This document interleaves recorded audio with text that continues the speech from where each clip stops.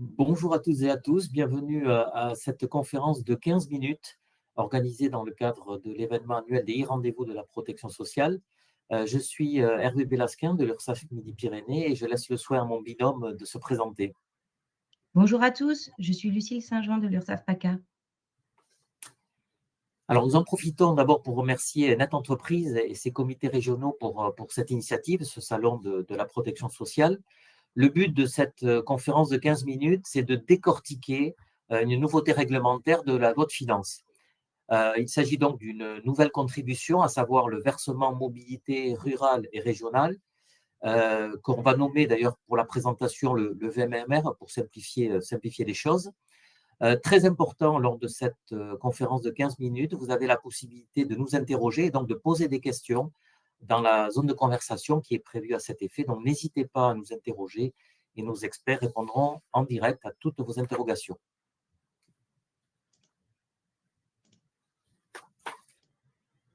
Alors voici le programme. Nous allons commencer par définir ce qu'est le VMRR.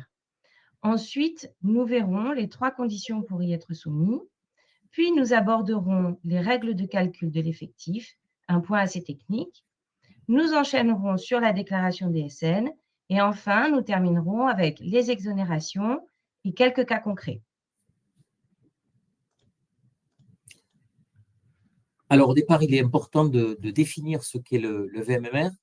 Comme ça a été dit, il s'agit d'une nouvelle contribution instaurée par la loi de finances de 2025. Il faut savoir que désormais, le législateur donne la possibilité aux régions d'instaurer donc ce VMRR sur leur territoire, dans le but, vous l'aurez compris, de financer, d'améliorer la mobilité et les services de transport. Point important à préciser, le VMRR vient s'ajouter et non pas se substituer au versement mobilité qui existe déjà, ainsi qu'au versement mobilité additionnel.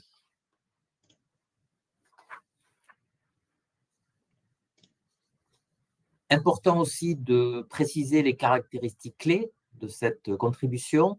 D'abord, le VMRR concerne aussi bien le secteur public, administration, collectivité territoriale, que le secteur privé.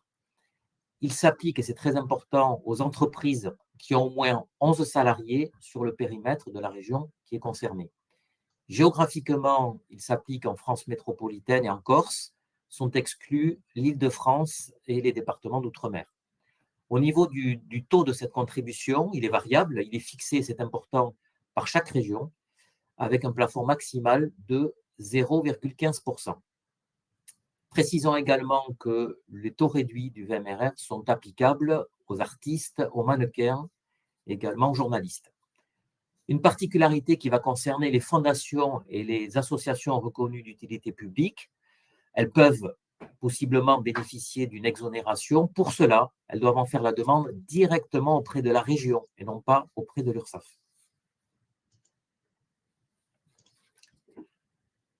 Le calendrier de déploiement, à ce jour, 4 régions ont d'ores et déjà instauré le VMRR sur leur territoire. Il va s'agir de la région Sud-PACA qui a démarré en juillet, au 1er juillet 2025, avec un taux de 0,15% sur l'ensemble de son territoire.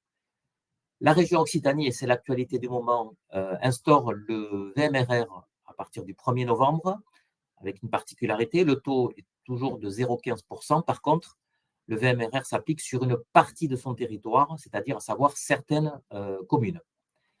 Puis, à compter du 1er janvier 2026, c'est au tour de la région Centre-Val de Loire qui instaurait un taux de 0,15%, là aussi sur l'ensemble de son territoire, et la région Bretagne avec une particularité, le taux 0,15% aussi, mais sur une partie de son territoire, et 0,08% sur une autre partie de son territoire. Important de préciser que, notamment pour les régions Occitanie et Bretagne, la liste des communes concernées est consultable sur le site ursaf.fr. Et à ce propos, vous allez voir que nos experts dans la zone de conversation vous ont mis le lien direct vers la page web du VMRR, donc vous pouvez consulter pour avoir tous les détails. Autre point important sur le déploiement de cette contribution, bien entendu, au fur et à mesure du déploiement, chaque entreprise concernée va recevoir une communication. Si elle a été identifiée, elle va recevoir un courrier Ce courrier, elle va le trouver sur son espace en ligne, dans la messagerie de son espace en ligne. Il y aura également une communication pour les tiers déclarants, tout ce qui est cabinet expertise comptable.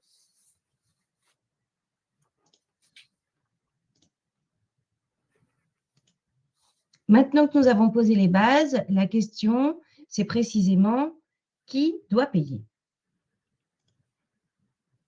Eh bien, pour cela, il faut remplir 3 conditions. Et c'est important, elles sont cumulatives. Le chiffre clé, le seuil qui déclenche tout, c'est celui de 11. Le VMRR s'applique aux entreprises qui ont au moins 11 salariés. Ensuite, l'entreprise doit se situer en France métropolitaine ou en Corse. Enfin, il faut que la région concernée ait officiellement voté la mise en place de ce VMRR. Il faut donc bien cocher ces 3 cases pour être concerné, l'effectif, le territoire et l'instauration.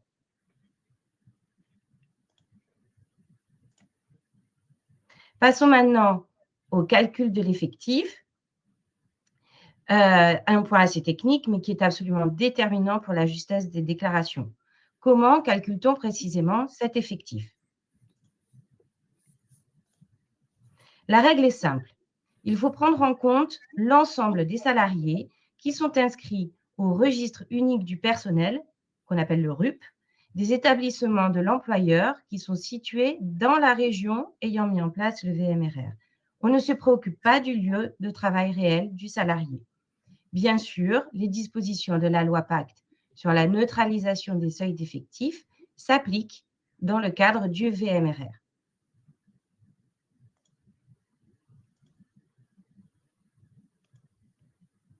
Quelques ajustements ont tout de même été prévus. Pour les intérimaires, ils doivent être pris en compte sur la zone du RUP de l'entreprise de travail temporaire, quel que soit leur lieu de mission, dès lors que la durée totale des contrats de mission atteint 3 mois sur l'année civile.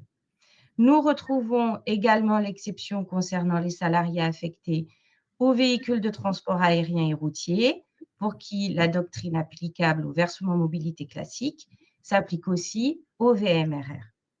Pour ce qui est des salariés des groupements d'employeurs mis à la disposition d'une entreprise, ils sont exclus du calcul des effectifs de groupement.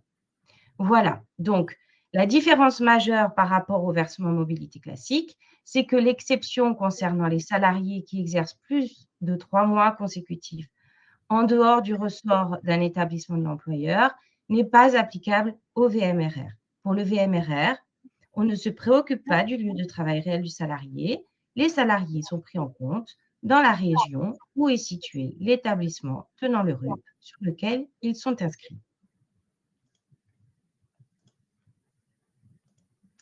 Pour finir sur le calcul des effectifs, il convient de souligner une particularité pour la région Occitanie, dont le taux peut être de 0,15% ou 0 selon les communes. Ainsi, pour le calcul de l'effectif de l'employeur, il faut tenir compte de l'effectif de tous les établissements de la région, y compris des établissements qui sont situés dans une zone à 0%.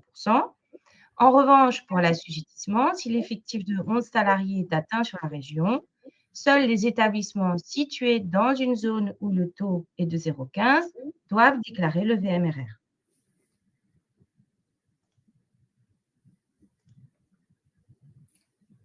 Alors, on va aborder maintenant les aspects, je dirais, techniques. Donc, le VMRR doit être déclaré et réglé via la DSN, la déclaration sociale nominative. Comment ça va se passer concrètement? Il y a 2 nouveaux codes types de personnel, ce qu'on appelle les CTP, qui sont affichés sur la slide. Donc, 2 nouveaux codes types de personnel qu'il faut prendre en compte. Pour le taux normal du VMRR, ce sera le code 820, et pour le cas des taux réduits, c'est le code 822. Bien entendu, que vous soyez une entreprise ou d'ailleurs un tiers déclarant, il faut vous assurer que votre logiciel de paye est bien à jour de la codification du VMRR. De ce que l'on sait de l'expérience de la mise en place du VMRR en région PACA, une centaine de logiciels sont annoncés comme étant opérationnels, mais il faut bien entendu vous en assurer individuellement. Autre point très important aussi, c'est un détail technique, mais qui est capital pour éviter les rejets de DSN. Pour chaque code type de personnel déclaré, donc 820 ou 822, il faut impérativement associer le code INSEE de la commune concernée.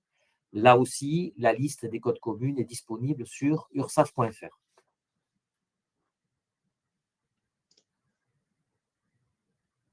Allez, nous abordons la dernière partie de ce guide. Comme souvent, il y a des cas d'exonération à connaître. Et puis, il y a une mesure de souplesse particulière pour l'année de lancement, c'est-à-dire 2025.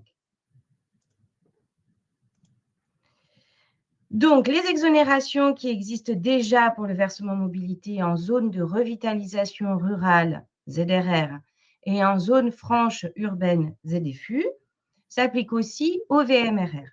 Pour les déclarer, il convient d'utiliser le CTP 697 pour les OIG en ZRR et le 694 pour les ZFU. Une information très pratique pour la gestion de la paye en 2025. Pour le démarrage, une tolérance est accordée. Les entreprises ont la possibilité de décaler la déclaration du VMRR et de déclarer les assiettes rattachées aux périodes d'emploi de juillet, août et septembre en cumul avec celles d'octobre, novembre ou décembre. L'assiette correspondant à chaque période d'emploi peut donc être déclarée seule ou cumulée avec les autres assiettes à régulariser sans majoration de retard. Les entreprises ont jusqu'à la DSN de décembre 2025 au plus tard pour régulariser ces 3 périodes et ce, sans aucune pénalité.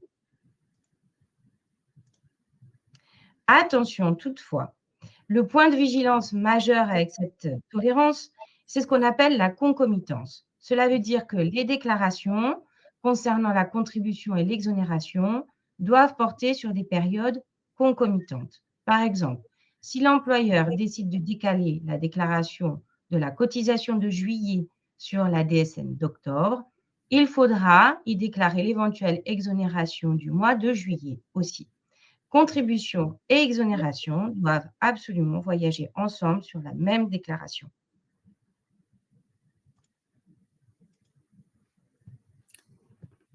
Pour terminer cette présentation, on a souhaité avec Lucille illustrer des cas concrets pour la mise en œuvre du VMRR. Donc, on a choisi 3 exemples. Premier exemple, pour une entreprise située en région PACA, je rappelle, le VMRR en PACA est instauré sur tout le territoire. Donc, on a pris le cas d'une entreprise avec un établissement de 9 salariés à Marseille, un établissement de 5 salariés à Nice et un établissement de 12 salariés à Tours. Dans ce cas précis, l'effectif de l'employeur sur PACA est bien de 14 salariés, 9 à Marseille, 5 à Nice. Donc, l'employeur est assujetti au VMRR instauré par la région PACA pour les établissements de Marseille et de Nice.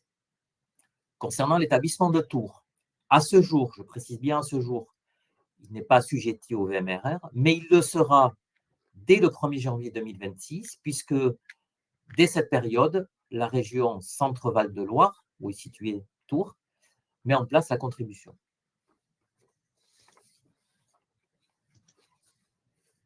Exemple numéro 2.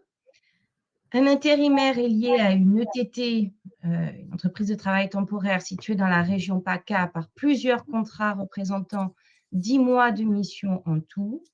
Pendant l'année, il exerce ses missions 4 mois en région PACA, 4 mois en région Occitanie, puis 2 mois en région Rhône-Alpes. Pour le VMRR, au titre des 10 mois de mission qu'il a effectués, cet intérimaire sera rattaché à l'établissement tenant le RUP sur lequel il est inscrit, c'est-à-dire l'ETT qui est situé dans la région PACA. Il n'est pas pris en compte ni dans la région Occitanie, ni dans la région Rhône-Alpes.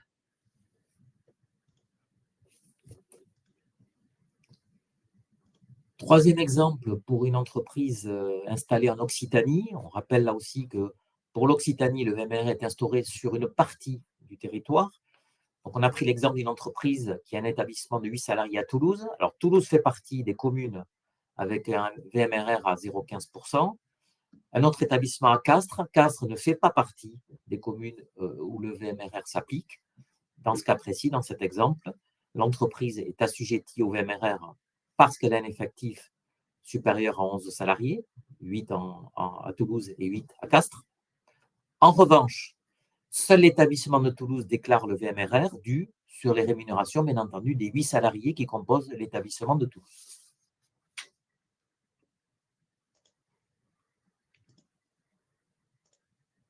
Voilà, nous avons fait un tour d'horizon assez complet du nouveau VMRR. Pour toute précision, pour préciser les taux en temps réel ou pour consulter la documentation officielle, nous vous invitons à consulter le site officiel ursaf.fr. Voilà, pour conclure, on espère avec Lucille que cet échange a pu vous éclairer sur la mise en œuvre du VMRR et que vous êtes prêts pour le déclarer, si c'est le cas. Avant de prendre congé, on voulait profiter aussi de ce moment pour vous inviter à découvrir d'autres conférences ou d'autres masterclass. Pour cela, il suffit d'aller sur la page d'accueil du salon et de consulter les rubriques conférences et masterclass.